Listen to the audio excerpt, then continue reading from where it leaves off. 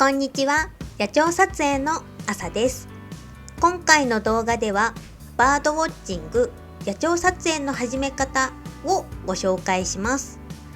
野鳥観察に興味はあるけど何を準備すればいいの？どうやって鳥を見つけるの？そんな疑問を持っている方も多いのではないでしょうか。この動画では初心者でもすぐに楽しめるバードウォッチングや野鳥撮影の基本を詳しく解説していきます。まずはバードウォッチングや野鳥撮影に必要な道具を揃えましょう。野鳥をしっかり観察するために双眼鏡は必須アイテムです。倍率は8倍から10倍、口径は30ミリがおすすめです。倍率が高すぎると手ぶれが起こしやすくなったり、初心者には扱いづらいこともあります。またレンズの明るさも重要です。明るいレンズほど早朝や夕方の薄暗い時間でもはっきりと鳥を観察することができます。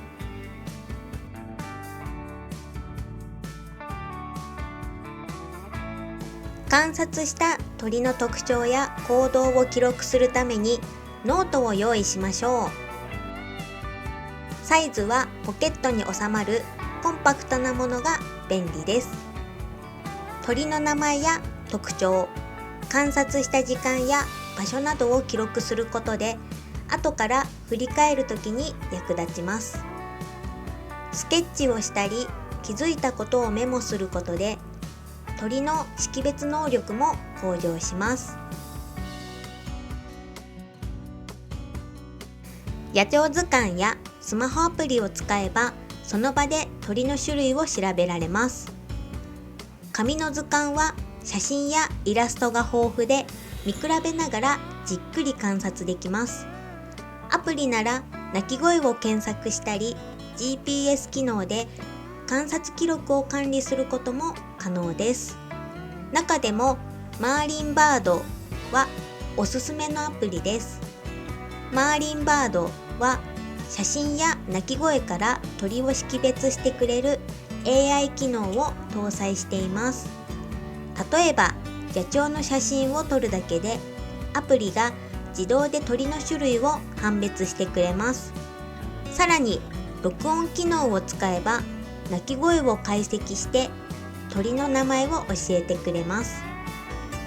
世界中の鳥に対応していて日本の野鳥もたくさん収録されているので初心者から上級者まで幅広く使えるアプリです。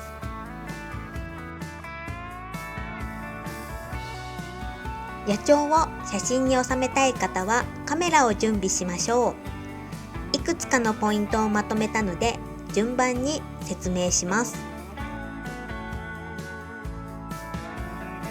野鳥は人の近くにはなかなか来てくれません。そのため遠くにいる鳥をしっかり撮影できる望遠ズームが必要です。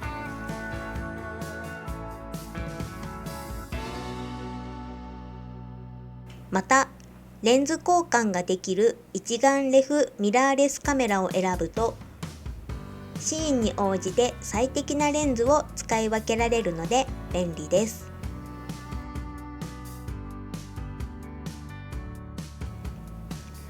野鳥は常に動いているためピント合わせが早いカメラがおすすめです。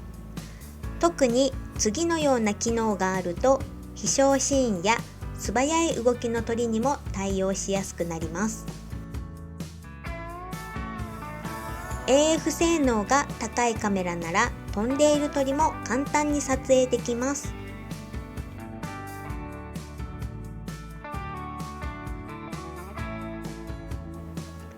野鳥撮影は長時間の野外活動になるためカメラの重量も重要なポイントです。特に初心者の方や長時間歩く方はできるだけ軽量なカメラを選ぶと疲れにくくなります。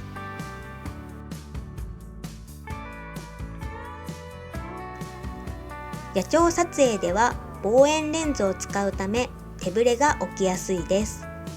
手ぶれを抑えるためには手ぶれ補正機能がしっかりついているカメラやレンズを選びましょう。特に手持ち撮影をする場合は強力な手ぶれ補正があるカメラを選ぶことでよりクリアな写真が撮れます。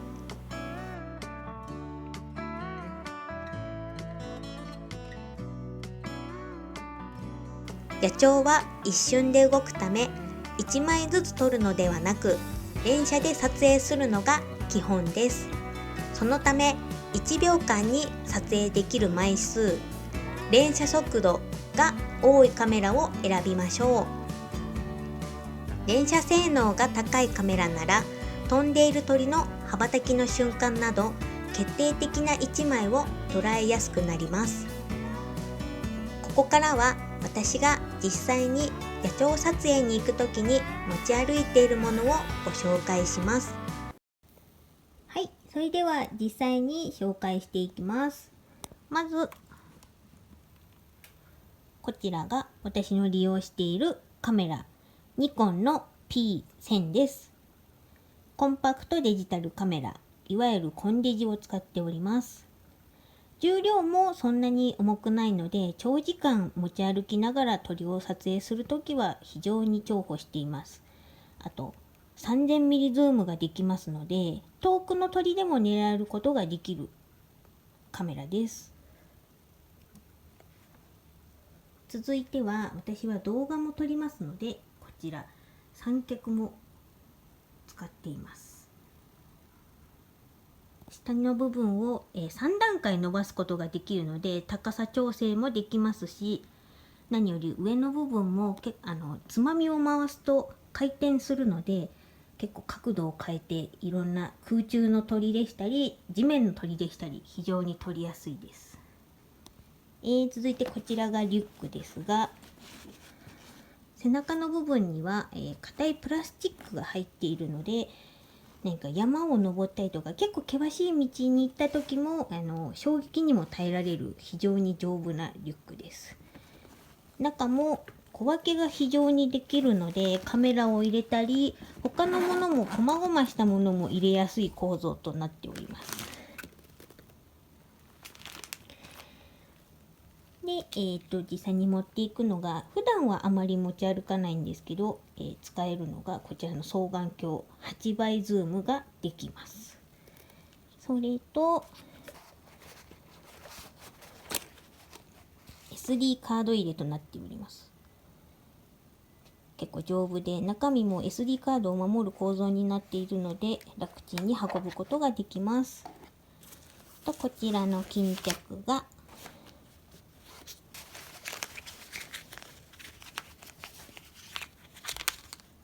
カワセミです。かわいい。そしてこのカワセミくんの中身がカメラには欠かせないバッテリーとなっています。一日歩きながら鳥を撮ったりもしているので、バッテリーも欠かさず持ち歩いています。あと大事なのがこちらですね。なんとカメラ用の傘です。上の部分をカメラの上に引っ掛けて、カメラ専用の傘として使うことができます。なので、雨の時とかあとは逆光の時の対策にもなります。あとは、普段ちょっとこの中には今入れてないんですけど、お弁当とか水筒とかも持ち歩きながら、一日中野鳥撮影をしてたりします。野鳥撮影に適した服装も重要です。快適に楽しむために次の点に気をつけましょう。鳥は警戒心が強いため派手な色は避け、自然に溶け込む緑、茶、グレーなどの服を選びましょう。カモフラージュ柄のジャケットや帽子も有効です。野外での活動になるため季節や天候に合わせた服装が大切です。夏は通気性の良い長袖で日焼け、虫刺され対策。帽子やサングラスもあると便利です。冬は防寒着や手袋で寒さ対策。カメラの操作がしやすい薄手の手袋がおすすめです。雨の日はレインウェアがあると便利です。靴も防水のものを選ぶと良いでしょう。ナイロンなどのシャカシャカ音がする服は鳥を驚かせる要因になります。ウールやコットンなど音がしにくい素材を選びましょう。長時間歩くことが多いので、滑りにくいトレッキングシューズやスニーカーがおすすめです。泥道や湿地では防水性のある靴が快適です。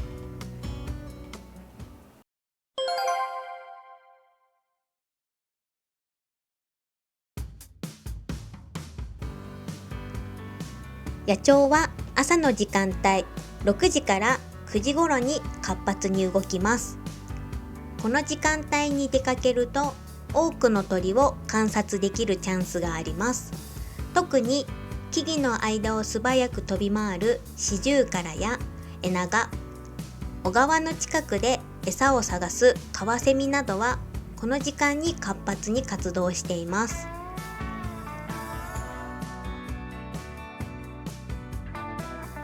特定の鳥の鳴き声を覚えておくと種類を識別しやすくなります。例えばホウホケキョと美しい声で鳴くウグイス、チッチと鳴きながら低い茂みを移動する青ジなど、それぞれの鳴き声を知っておくと見つけやすくなります。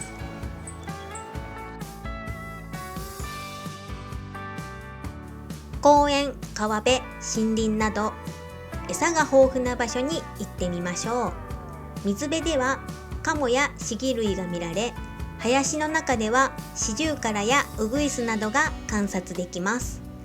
例えば都市の公園ではスズメやハトのほか、季節によってはツグミやジョウビタキが訪れることもあります。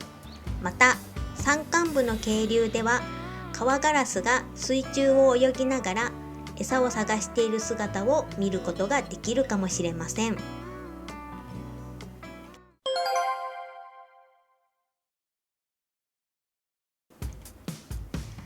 例えばフィールドでカモを撮影する際、急に近づきすぎると逃げ合えることが多いです。カモが警戒しているとき、遠くから望遠レンズを使用し、動きが少なくてもじっくり観察しましょう。気配を感じさせないようにすることが自然な瞬間を捉えるコツです。例えば木の枝や草むらに隠れて少しずつ近づくのも良い方法です。鳥が自分の存在に気づかないように静かに慎重に動くことが大切です。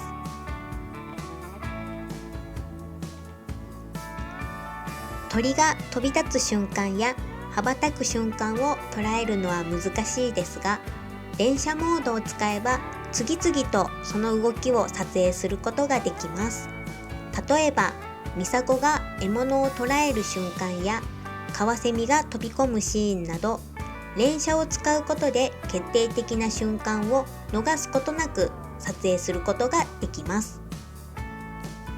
鳥が飛び立つ前や飛ぶ準備をしている時に予測してシャッターを切ると、さらにダイナミックな動きが捉えられます。動きが激しい場面で連写を活用すれば、後からベストな一瞬を選ぶことができるので、チャンスを最大限に活かせます。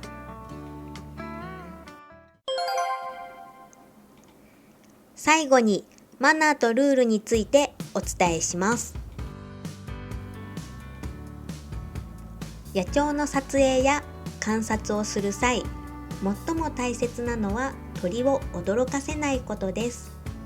鳥は敏感で、突然の音や動きに驚いて飛び去ってしまいます。静かに観察し、動きもゆっくりと行いましょう。自然の中で鳥がリラックスしている姿を静かに楽しむことができれば、私たちにとっても素晴らしい体験となります。次に巣やヒナには近づかないようにしましょう。親鳥が巣の近くにいる場合、私たちの存在がストレスを与え、最悪の場合、ヒナが巣から落ちてしまうこともあります。観察を楽しむと同時に、鳥たちの安全を守ることが大切です。最後に、自然環境を守るために必ずゴミは持ち帰るようにしましょう。私たちが自然の中で過ごす時間が鳥たちにとっても大切な時間であることを忘れずに。ペットボトルや包装材など目立たないところに落ちているゴミも見逃さず、必ず持ち帰りましょう。自然を大切にすることが未来の野鳥たちへの贈り物となります。いかがでしたか？バードウォッチングは特別な道具がなくても気軽に始められる自然の楽しみ方です。ぜひ公園や近くの川などに出かけて野鳥観察を楽しんでみてください。この動画が参考になったら高評価とチャンネル登録をお願いします。それではまた次の動画でお会いいたしましょう。さようなら。